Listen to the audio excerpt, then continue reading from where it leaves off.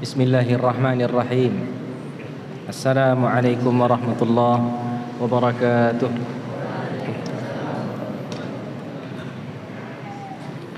Alhamdulillah wassalatu wassalamu ala Rasulillah wa ala alihi wa sahbihi wa man walah. Allahumma arzuqna al-ilma ma yanfa'una warzuqna al-amala ma 'allamtana rabbana zidna ilman nafi'a warzuqna fahman jayyida. Ahibatil kiram, azzani wa azzakumullah. Pada pertemuan sebelumnya kita telah mengisahkan tentang kedatangan wafdu Muzainah, orang-orang dari Muzainah. Lalu kemudian juga kita kisahkan pada pertemuan sebelumnya adalah tentang kisah pernikahan Nabi sallallahu alaihi wasallam dengan Zainab bintu Jahash, Pada kesempatan ini ahibatil kiram, azzani wa azzakumullah, kita masuk pada pembahasan yaitu Ghazwatu Banil Mustalik. Ghazwah Banil Mustalik atau Ghazwatul Muraisi'. Kalau Banul Mustalik itu sendiri ahibatil kiram, Al-Mustalik ini adalah nama kabilah mereka. Ini adalah nama kabilah mereka. Ini adalah laqab yang dinisbahkan kepada nenek moyang mereka, yaitu Jathimah ibnu Sa'ad ibnu Umar ibnu Rabi'ah bin Harithah. Jadi Mustalik ini merupakan salah satu suku dari Khuza'ah. Dan orang-orang Banul Mustalik ini merupakan orang Arab asli. Dan mereka masih memiliki ikatan kekerabatan dengan sahabat-sahabat Ansar dari kalangan Aus dan Khazrajnya. Mereka masih memiliki ikatan kekerabatan pada kakek mereka, yaitu Amr ibnu Amir, ya. Sementara kalau yang Muraisi' ini adalah nama tempatnya. Jadi peperangan ini ahibatil kiram dinamakan dengan Ghazwatu Banil Mustalik, yaitu nisbatan ila tilkal qabilah. Jadi dinisbahkan kepada kabilahnya. Wa qila hiya Ghazwatul Muraisi'. Yang kedua adalah dinisbahkan kepada tempatnya, yaitu Muraisi'. Saudara-saudara sekalian yang dimuliakan oleh Allah Subhanahu wa taala, peperangan ini terjadi pada bulan Sya'ban di tahun ke-5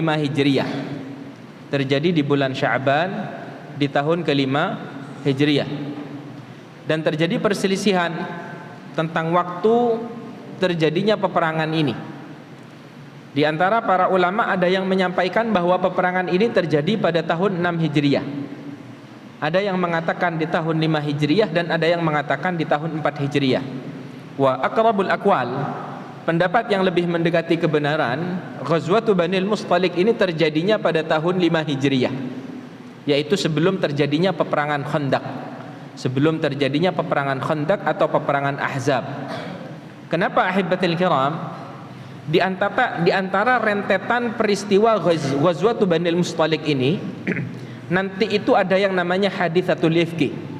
Kisah di mana Ummul Mukminin Aisyah itu dituduh melakukan perzinahan.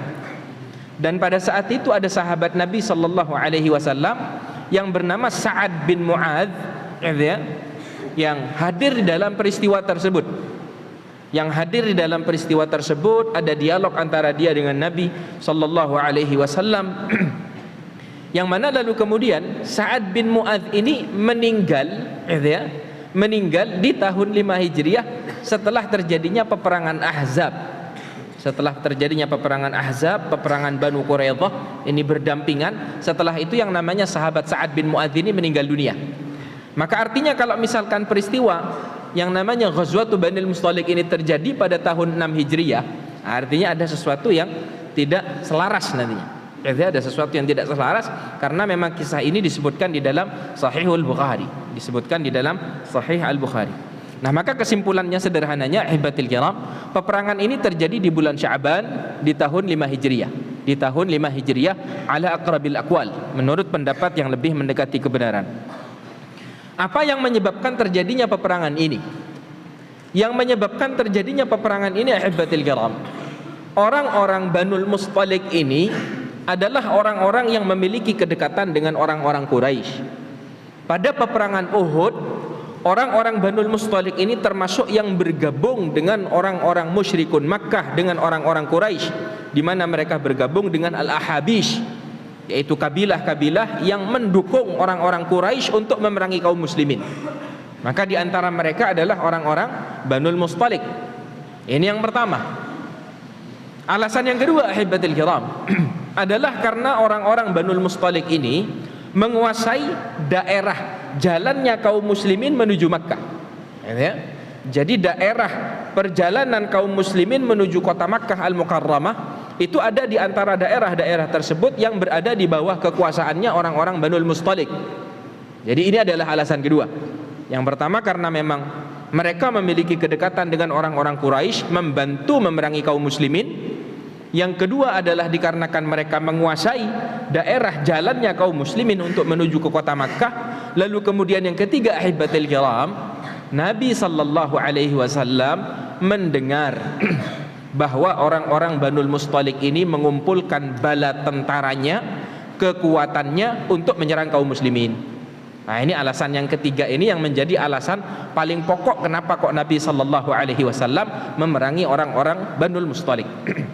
Jadi karena Nabi sallallahu alaihi wasallam itu mendengar bahwa orang-orang Banul Mustalik itu mengumpulkan pasukannya, mempersiapkan persenjataannya, mempersiapkan kuda-kudanya untuk yang namanya memerangi kaum muslimin. Maka di sini Nabi sallallahu alaihi wasallam ketika mendengar berita tersebut, Nabi sallallahu alaihi wasallam ingin memastikan. Maka Nabi sallallahu alaihi wasallam mengutus salah satu sahabatnya, yaitu sahabat Buraidah ibnul Husayb. Buraidah ibnul Husayb untuk datang ke perkampungannya Banul Mustalik memastikan apakah benar berita kalau orang-orang Banul Mustalik itu memiliki keinginan untuk yang namanya menyerang kota Madinah Munawwarah. Tidak hanya mereka, akan tetapi mereka juga mengajak kabilah-kabilah untuk bersatu padu, menyusun kekuatan agar mereka dapat menyerang kaum muslimin di kota Madinah Munawwarah. Yang mana ini, ahibbatil kiram, azzani wa azzakumullah, ini adalah dampak daripada kekalahan kaum muslimin pada peperangan Uhud. Dan ini kita sering sampaikan, setelah kaum muslimin itu mengalami kekalahan pada peperangan Uhud, itu banyak kabilah-kabilah Arab itu yang memiliki keinginan untuk menyerang kota Madinah Munawwarah. Mereka beranggapan bahwasanya kaum muslimin ini sudah lemah, sudah tidak mampu lagi untuk yang namanya membela diri mereka. Nah, maka diantaranya adalah orang-orang Banul Mustalik ini. Maka saudara-saudara sekalian yang dimuliakan oleh Allah, pimpinannya orang-orang Banul Mustalik itu namanya adalah Al-Harith ibnu Abi Dirar. Al-Harith ibnu Abi Dirar, yang pada akhirnya nanti dia pun memeluk agama Islam dan menjadi mertua Nabi, gitu ya. Endingnya happy ending, gitu ya. Karena walaupun sekarang dia dalam keadaan memusuhi Nabi sallallahu alaihi wasallam, pada akhirnya nanti dia memeluk agama Islam dan menjadi mertuanya Nabi sallallahu alaihi wasallam. Nah, maka pada kisah ini, ihbatil kiram, Al-Harith ibnu Abi Dirar inilah yang mengumpulkan pasukannya, mengajak kabilah-kabilah untuk bersatu, mempersiapkan bala tentara, persenjataan, kuda-kuda untuk yang namanya menyerang kaum muslimin. Maka utusan Nabi sallallahu alaihi wasallam, Buraidah ibnul Husayb, datang menemui Al-Harith ibnu Abi Dirar. Maka lalu kemudian ketika Buraidah ini datang, Al-Harith ibnu Abi Dirar bertanya, qala manir rajul? Ini siapa ini? Maka lalu kemudian Buraidah ibnul Husayb menyampaikan, ahibbatil kiram, qala minkum, aku adalah bagian daripada kalian. Qadimtu lamma balagani min jam'ikum li hadzal rajul fa asiru fi qaumi wa man ata'ani fanakunu yadan wahidan hatta nasta'silah. Aku mendengar bahwasanya kalian ini sedang menyusun bala kekuatan, untuk menyerang Nabi Muhammad sallallahu alaihi wasallam. Maka aku beserta kaumku akan turut bersatu padu dengan kalian, akan bergabung dengan kalian hingga kita menjadi satu kekuatan yang sama untuk menghancurkan kaum muslimin hingga ke akar-akarnya. Ini katanya Buraidah ibnul Husayb. Maka lalu kemudian Al-Harith ibnu Abi Dirar menyampaikan, fanahnu ala dzalika fa'ajjal alaina. Ya betul, kami memang sudah merencanakan hal itu, Kalau memang itu keinginanmu akan membawa kaummu untuk bergabung bersama kami, fa'ajjal alaina, ayo disegerakan. Maka lalu kemudian Buraidah menyampaikan, arkabul an wa atikum bijam'in katsirin min qaumi. Ya sudah, siap. Aku akan pergi sekarang, aku akan ajak kaumku untuk bergabung bersama kalian. Lalu kemudian mata-mata Nabi sallallahu alaihi wasallam ini pun kembali ke kota Madinah menyampaikan kebenaran berita kepada Nabi sallallahu alaihi wasallam. Al-harbu khid'ah. Ya, peperangan ini memang tipu daya. Peperangan ini adalah tipu daya. Maka saudara-saudara sekalian yang dimuliakan oleh Allah Subhanahu wa taala, Rasulullah sallallahu alaihi wasallam pun ini ada pembelajaran tentang at-tathabbutu bil khabar. Ya, ada pembelajaran tentang ketika seseorang mendengarkan suatu berita untuk hendaknya memastikan kebenaran berita tersebut. Ini pembelajaran pertama yang dapat kita petik di dalam kisah ini. Ketika tadi Nabi sallallahu alaihi wasallam mendengar berita tentang Banul Mustalik yang mempersiapkan pasukan menyerang kaum muslimin, Nabi sallallahu alaihi wasallam mengutus utusannya untuk memastikan kebenaran berita tersebut. Maka lalu kemudian setelah Nabi tahu betul, Nabi dapat memastikan bahwasanya orang-orang Banul Mustalik ini memang benar-benar menyusun kekuatan untuk menyerang yang namanya kota Madinah Munawwarah. Maka Nabi sallallahu alaihi wasallam pun mempersiapkan pasukannya. Yang mana kalau di dalam riwayatnya Ibnu Ishaq disebutkan bahwasanya Nabi pada saat itu mempersiapkan 700 pasukan. Lalu kemudian ada 30 para penunggang kuda yang mana mereka bersiap di bulan Sya'ban ya, pada tahun 5 Hijriah. Yang mana di antara pasukan Nabi ahibatil kiram, di antara mereka adalah orang-orang munafikun yang juga hadir di tengah-tengah pasukan Nabi sallallahu alaihi wasallam. Yang lalu kemudian Nabi sallallahu alaihi wasallam mengamanahkan kota Madinah Munawwarah kepada sahabat Zaid ibnu Harithah. Jadi kota Madinah Munawwarah yang menggantikan kepemimpinan Nabi sallallahu alaihi wasallam adalah sahabat Zaid ibnu Harithah. Lalu kemudian ahibatil kiram, a'azzani wa a'azzakumullah, ketika Nabi sallallahu alaihi wasallam sudah bersiap untuk mendatangi perkampungannya orang-orang Banul Mustalik yaitu di Muraisi', maka lalu kemudian Nabi beserta kaum muslimin pada saat itu mendapati salah satu mata-matanya Al-Harith bin Abi Dirar. Lalu kemudian mata-mata tersebut ditangkap, lalu kemudian diinterogasi, ditanya berita-berita yang ia ketahui, akan tetapi dia tidak mau membuka berita tersebut. Diajak oleh Nabi sallallahu alaihi wasallam untuk memeluk agama Islam, akan tetapi ia tidak mau untuk memeluk agama Islam. Maka lalu kemudian oleh Nabi diputuskan untuk mata-mata tersebut dibunuh. Maka Nabi perintahkan kepada Umar ibn al-Khattab radhiyallahu taala anhu untuk memenggal kepalanya. Ahibatil kiram, a'azzani wa a'azzakumullah. Sampailah berita bahwa mata-matanya Al-Harith bin Abi Dirar ini telah ditangkap oleh Rasulullah sallallahu alaihi wasallam dan dibunuh. Sehingga hal ini ahibatil kiram menjadi satu pukulan tersendiri bagi orang-orang Banul Mustalik. Mereka mengira kaum muslimin ini sudah lemah. Kaum muslimin ini sudah bisa untuk dihancurkan hingga ke akar-akarnya. Ternyata tidak seperti yang mereka bayangkan. Nabi beserta kaum muslimin masih berada di dalam kekuatan maksimalnya. Maka sebelum yang namanya orang-orang Banul Mustalik datang ke kota Madinah Munawwarah, maka Nabi sallallahu alaihi wasallam yang terlebih dahulu mendatangi perkampungan mereka. Nah, maka saudara-saudara sekalian yang dimuliakan oleh Allah Subhanahu wa taala, wantaha Rasulullah sallallahu alaihi wasallam ilal Muraisi', hingga sampailah Nabi beserta pasukan kaum muslimin ke perkampungan mereka yaitu di Muraisi', fa aghara alaihim wa hum gharrun. Maka lalu kemudian Nabi sallallahu alaihi wasallam memerangi mereka dalam keadaan mereka sedang lalai, mereka sedang dalam keadaan tidak bersiap. Maka langsung diperangi oleh Nabi sallallahu alaihi wasallam. Muncul pertanyaan di sini. Kenapa kok tiba-tiba Nabi sallallahu alaihi wasallam langsung memerangi mereka dengan tanpa terlebih dahulu mendakwahkan dakwah Islam? Jelas sampai di sini? Ya. Kenapa kok Nabi sallallahu alaihi wasallam langsung menyerang mereka dalam keadaan mereka tidak bersiap, dalam keadaan mereka lalai, diserang langsung oleh Nabi sallallahu alaihi wasallam? Nah, maka ahibatil kiram, azzani wa azzakumullah, kalau hukum asalnya Nabi sallallahu alaihi wasallam itu ketika mengutus pasukan, Nabi sallallahu alaihi wasallam biasanya perintahkan kepada pimpinan pasukan untuk terlebih dahulu mendakwahkan dakwah Islam. Aslimu, memeluk agama Islam lah kalian. Kalau misalkan mereka mau memeluk agama Islam, maka mereka akan menjadi bagian kaum muslimin. Karena intisari dakwahnya Nabi sallallahu alaihi wasallam adalah mengeluarkan umat manusia dari yang namanya menyembah makhluk-makhluk Allah Subhanahu wa taala kepada menyembah Allah Rabbul Izzati wal Jalal. Ini intisari dakwahnya Nabi sallallahu alaihi wasallam. Perang ini hanya tabi' saja, hanya pengikut saja. Jadi kalau misalkan mereka mau memeluk agama Islam, fabiha wa ni'mah. Kalau misalkan tidak mau, maka yang kedua adalah membayar jizyah ala khilafin baina ahli ilmi.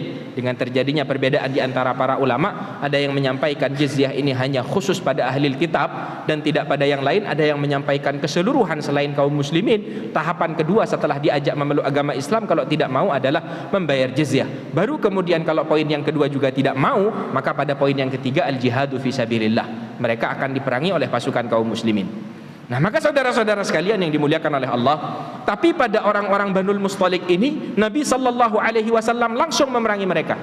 Nabi sallallahu alaihi wasallam tidak terlebih dahulu mendakwahkan Islam, maka para ulama menyampaikan hal itu dikarenakan dakwah Islam itu sudah sampai kepada mereka. Ya? Jadi di sini ada pembelajaran ahibatil kiram a'azzani wa a'azzakumullah, ketika suatu kaum itu sudah sampai dakwah Islam kepada mereka, maka pasukan kaum muslimin tidak perlu lagi untuk kembali mendakwahkan dakwah Islam. Ya? Jadi diperbolehkan untuk langsung menyerang mereka. Nah, maka ini adalah yang dilakukan oleh baginda Nabi sallallahu alaihi wasallam. Maka lalu kemudian Nabi pun datang ke Muraisi', lalu kemudian Nabi sallallahu alaihi wasallam memerangi mereka. Lalu kemudian setelah itu ahibatil kiram a'azzani wa a'azzakumullah, terjadi peperangan. Orang-orang, para pasukan dari orang-orang Banul Mustalik ini berperang dengan pasukan kaum muslimin, lalu kemudian berhasil dikalahkan oleh kaum muslimin. Lalu kemudian setelah itu Nabi beserta kaum muslimin berhasil menawan yang namanya harta-harta yang dimiliki oleh orang-orang Banul Mustalik. Jadi hewan-hewan ternak mereka, onta-onta, kambing-kambing mereka, keluarga-keluarga Banul Mustalik ini pun semuanya menjadi tawanan kaum muslimin. Ya? Semuanya menjadi tawanan kaum muslimin. Yang mana ahibatil kiram, di antara tawanan-tawanan tersebut adalah Juwairiyah. Ya? Juwairiyah putrinya Al-Harith ibnu Abi Dhirar. Putrinya Al-Harith ibnu Abi Dhirar, yaitu Juwairiyah bintul Harith ibnu Abi Dhirar. Saudara-saudara sekalian yang dimuliakan oleh Allah Subhanahu wa taala, maka lalu kemudian harta rampasan perang pun dikumpulkan. Gitu ya. Kalau harta rampasan perang ini, gitu ya, ada yang bersifat harta benda, ada yang bersifat persenjataan, lalu kemudian hewan ternak, lalu kemudian ada para wanita dan anak-anak. Kalau para wanita dan anak-anak ini akan langsung menjadi hamba sahaya. Sementara kalau laki-lakinya ini terserah kebijakan pemimpin kaum muslimin, bisa dibunuh, bisa dibebaskan dengan tebusan, bisa dibebaskan begitu saja, bisa juga dijadikan sebagai hamba sahaya. Pilihannya salah satu dari keempat hal ini, dan itu tergantung kebijakan pemimpin kaum muslimin. Maka ahibatil kiram a'azzani wa a'azzakumullah, ini pun harta rampasan perang ini dikumpulkan oleh Nabi sallallahu alaihi wasallam. Dan pada saat itu Nabi mengamanahkan untuk menjaga harta rampasan perang ini kepada Buraidah ibnul Husayb. Ya, Buraidah ibnul Husayb. Nah, ini tawanan-tawanan perang diamanahkan kepada Buraidah. Lalu kemudian yang sifatnya harta, persenjataan, lalu kemudian hewan-hewan ternak, ini diamanahkan oleh Nabi sallallahu alaihi wasallam kepada Syukran, salah satu hamba sahaya pada saat itu. Yang lalu kemudian setelah itu ahibatil kiram a'azzani wa a'azzakumullah, oleh Nabi harta rampasan perang ini dibagikan kepada kaum muslimin yang hadir. Ya, dibagikan kepada kaum muslimin yang hadir, dari persenjataannya, dari onta-ontanya, lalu kemudian kambing-kambingnya, termasuk para tawanan-tawanan perang dari para budak tadi. Maka lalu kemudian ahibatil kiram a'azzani wa a'azzakumullah, Juwairiyah bintul Harith, ya, putrinya Al-Harith ibnu Abi Dhirar tadi, ini menjadi jatahnya sahabat Nabi sallallahu alaihi wasallam, Thabit ibnu Qais. Thabit ibnu Qais, atau ini, rawi yang meriwayatkan riwayat ini ragu apakah Thabit ibnu Qais atau sepupunya, gitu ya. Nah, maka yang namanya Juwairiyah ini menjadi jatahnya Thabit ibnu Qais atau sepupunya. Yang lalu kemudian setelah itu ahibatil kiram, Juwairiyah ini datang kepada Thabit bin Qais atau kepada sepupunya yang menjadi majikannya pada saat itu, aku ingin memerdekakan diriku sendiri, gitu ya. Aku ingin memerdekakan diriku sendiri, berapa biaya yang harus aku bayar. Maka lalu kemudian setelah itu disampaikan bahwa biaya yang hendaknya engkau bayar adalah 9 uqiyah atau 40 dirham pada saat itu. Maka lalu kemudian ia pun menyetujuinya. Lalu kemudian setelah itu ahibatil kiram azzani wa azzakumullah, ini yang mengisahkan adalah Ummul Mukminin Aisyah. Jadi Aisyah yang mengisahkan tentang perihal ini. Maka lalu kemudian Juwairiyah ini datang menemui Rasulullah sallallahu alaihi wasallam, gitu ya. Yang mana ketika Ummul Mukminin Aisyah, ini pada saat itu Rasulullah itu perginya dengan ditemani oleh Ummul Mukminin Aisyah. Dan biasanya kalau Nabi itu hendak pergi berperang, jadi Nabi sallallahu alaihi wasallam itu mengundi antara istri-istrinya siapa yang berhak untuk menemani Nabi. Nah, maka pada peperangan Banul Mustalik ini yang keluar namanya untuk menemani Nabi sallallahu alaihi wasallam adalah Aisyah. Maka ketika Juwairiyah itu hendak mendatangi Nabi sallallahu alaihi wasallam, Aisyah radhiyallahu taala anha melihat kepada Juwairiyah radhiyallahu taala anha. Maka Aisyah menyampaikan, "Fa wallah ma huwa illa an ra'aituha ala babil hujrah fakarihtuha wa araftu anna Rasulullah sallallahu alaihi wasallam sayara minha mithla alladhi ra'aitu." Jadi, aku ketika melihat yang namanya Juwairiyah ini Juwairiyah adalah seorang wanita yang jamilatun mallahah, gitu ya, seorang wanita yang sangat-sangat cantik, gitu ya. Maka ketika Aisyah mendapati yang namanya Juwairiyah akan mendatangi Nabi, Aisyah sudah tidak senang, gitu ya. Namanya istrinya Nabi sallallahu alaihi wasallam. Memang secara jibillah, secara naluri ada yang namanya kecemburuan. Jadi ketika dia melihat Juwairiyah ini, ini akan bertemu dengan Nabi sallallahu alaihi wasallam, ini bahaya ini, gitu ya. Akan bertemu dengan Nabi sallallahu alaihi wasallam, ini akan menjadi sesuatu yang berbahaya. Sampai pada akhirnya Juwairiyah radhiyallahu taala anha bertemu dengan Nabi sallallahu alaihi wasallam. Lalu kemudian Juwairiyah menyampaikan, "Ya Rasulullah, wahai Rasulullah," katanya Juwairiyah, "Ana Juwairiyah bintul Harith ibnu Abi Dirar, sayyidu qaumi."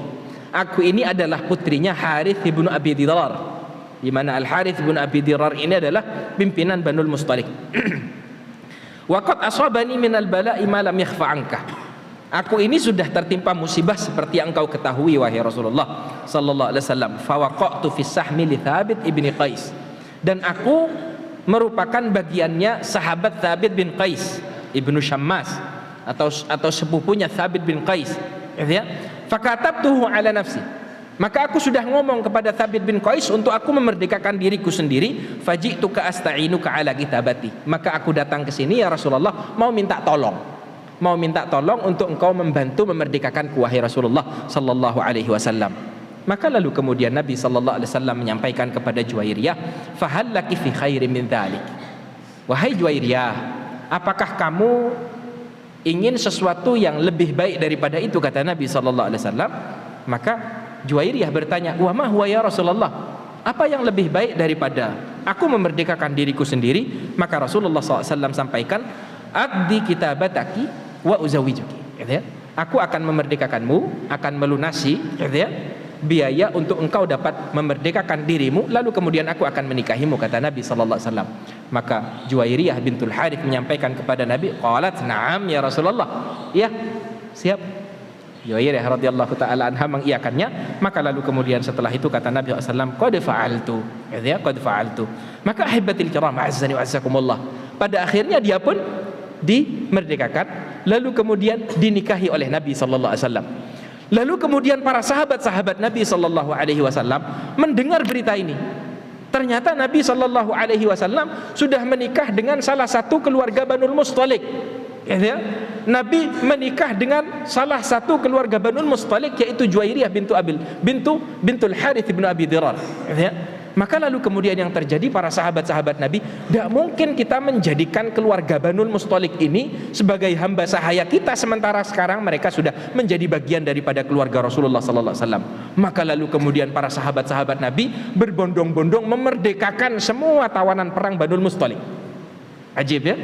Semua tawanan perang itu ada 100 keluarga pada saat itu. Ada 100 keluarga, entah ada berapa banyak dari orang-orang Banul Mustalik yang menjadi tawanan kaum muslimin, hingga ketika yang namanya Nabi menikahi Juwairiyah, semua tawanan ini yang dimiliki oleh para sahabat-sahabat Nabi dimerdekakan. Ya, karena tidak mungkin Nabi menikah dengan Juwairiyah sementara keluarganya Juwairiyah ini menjadi tawanan perangnya kaum muslimin. Nah, maka oleh karenanya ahibatil kiram, Ummul Mukminin Aisyah radhiyallahu taala anha menyampaikan, falaqad u'tiqa bitazwijihi iyyaha mi'atu ahli baitim min Banil Mustalik.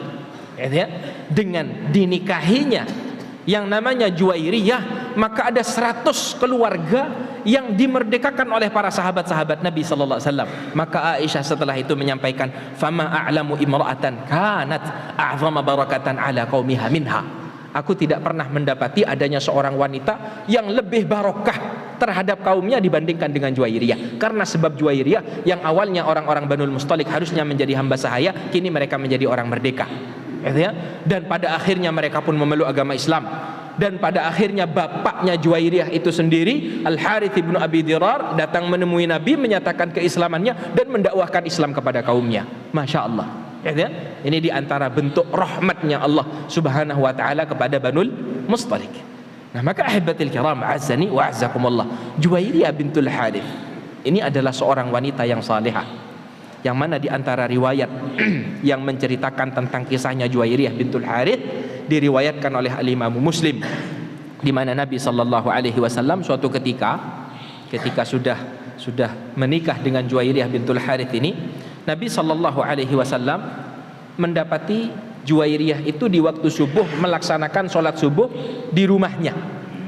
Maka Nabi sallallahu alaihi wasallam pergi meninggalkan rumahnya Juwairiyah untuk melaksanakan sholat subuh bersama para sahabat-sahabatnya. Yang lalu kemudian setelah itu Juwairiyah ini ketika ditinggal oleh Nabi sallallahu alaihi wasallam berada dalam keadaan berzikir kepada Allah Subhanahu wa taala.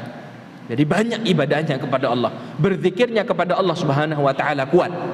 Maka lalu kemudian Nabi tiba waktu duha, kembali datang ke rumahnya Juwairiyah, lalu kemudian bertanya kepada Juwairiyah radhiyallahu taala anha.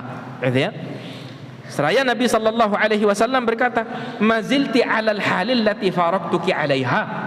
Wahai Juwairiyah, apakah engkau masih berada dalam keadaan yang sama seperti yang aku tinggal tadi di waktu subuh, sampai waktu duha masih berzikir mengingat Allah? Maka kata Juwairiyah bintul Harith kepada Nabi sallallahu alaihi wasallam, qalat na'am, iya ya Rasulullah. Ini menunjukkan akan keutamaan istri Nabi sallallahu alaihi wasallam Juwairiyah. Maka lalu kemudian Nabi menyampaikan, laqad qultu ba'daki arba'a kalimat.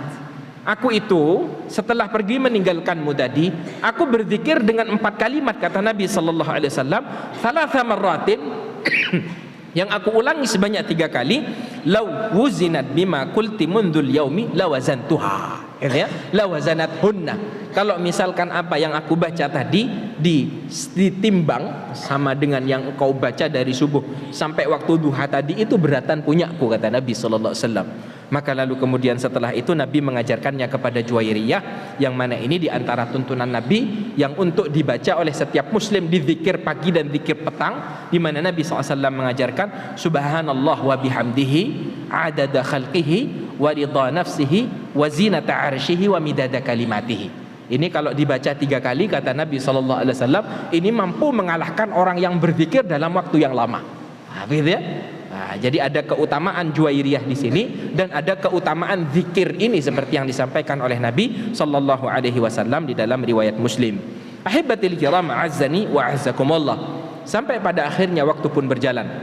Nabi menikahi Juwairiyah di tahun 5 Hijriah dan usianya Juwairiyah pada saat itu 20 tahun.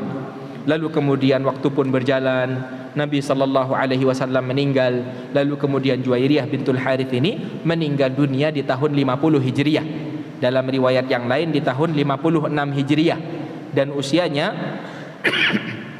usianya yang namanya Juwairiyah ketika beliau meninggal dunia adalah 65 tahun atau 70 tahun, tergantung perbedaan di tahun berapa yang namanya Juwairiyah itu meninggal.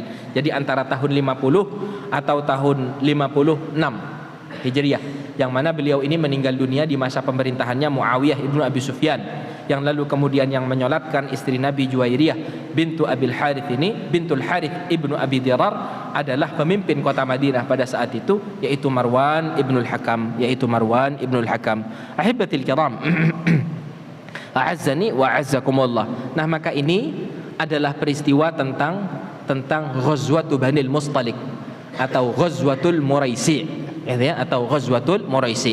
Nah, maka kalau kita simpulkan ahibatil kiram, a'azzani wa a'azzakumullah, pembelajaran yang dapat kita petik di dalam kisah ini yang pertama tadi kita sampaikan, pentingnya seorang muslim itu untuk membenarkan, untuk memastikan kebenaran berita yang sampai kepadanya. Ini pembelajaran pertama yang dapat kita petik tadi.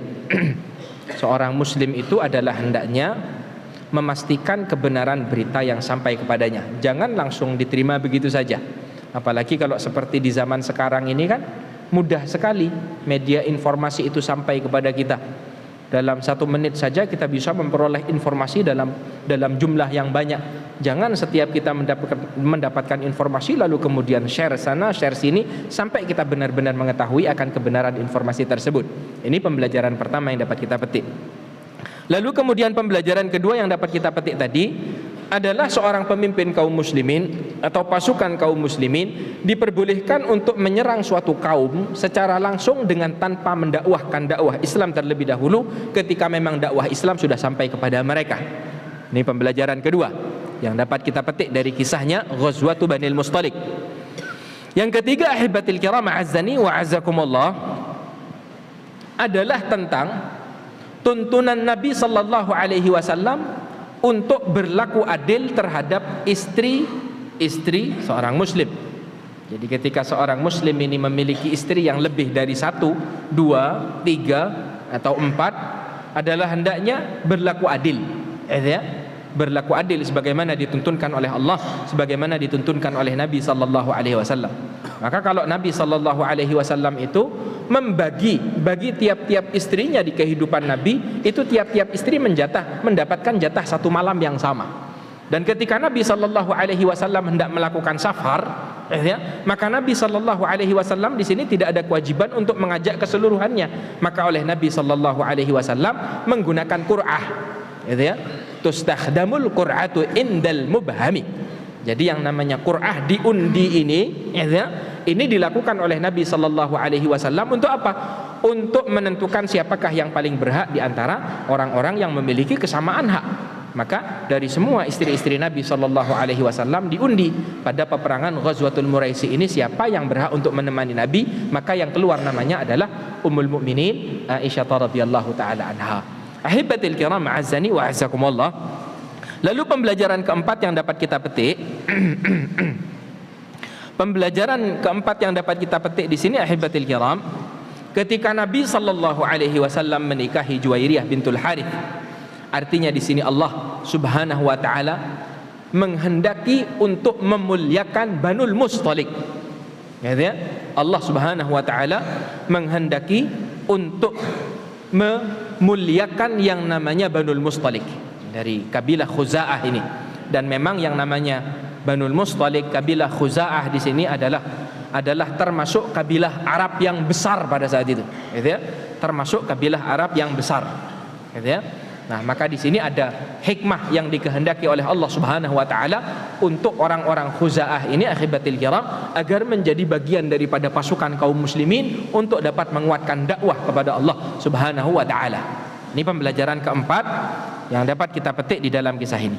Lalu kemudian pembelajaran kelima yang dapat kita petik, ahibatil kiram azzani wa azzakumullah, adalah ketika Nabi sallallahu alaihi wasallam memberikan serangan kepada orang-orang Banul Mustalik.